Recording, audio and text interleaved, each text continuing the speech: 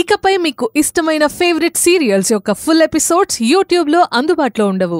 కేవలం సన్నెక్స్లో మాత్రమే ఫ్రీగా చూడొచ్చు. సార్, నువ్వు ఈరోజు రిసెప్షన్ దగ్గర ఉండొద్దు.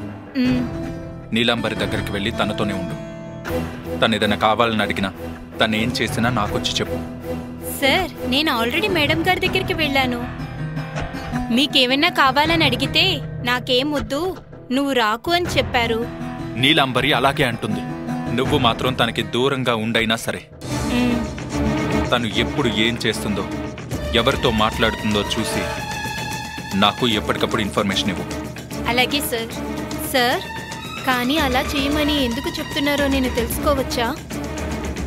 తనకు నాకు మధ్య ఇంతకు ముందు గొడవలు జరిగాయి. సార్, మీకు తెలిసే ఉంటుందనుకుంటున్నాను. నీలాంబరి మేడంని అను మేడమే తీసుకొచ్చారు.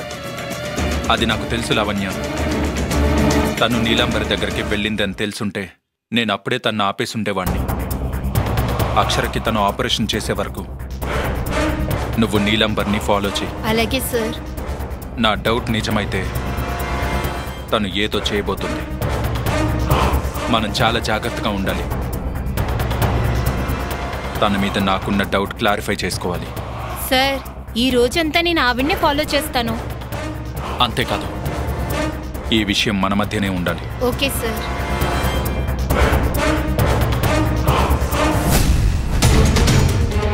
నాకు తెలుసు నీలాంబరి, నువ్వు నా మీద కక్షతో ఈ ఆపరేషన్ చేయడానికి ఒప్పుకున్నావు. అక్షరనో అనునో ఏదో చేయబోతున్నావు. వాళ్ళకి ఆపదల్ని సృష్టించబోతున్నావు. కానీ నేనున్నంత వరకు అలా జరగనివ్వండి.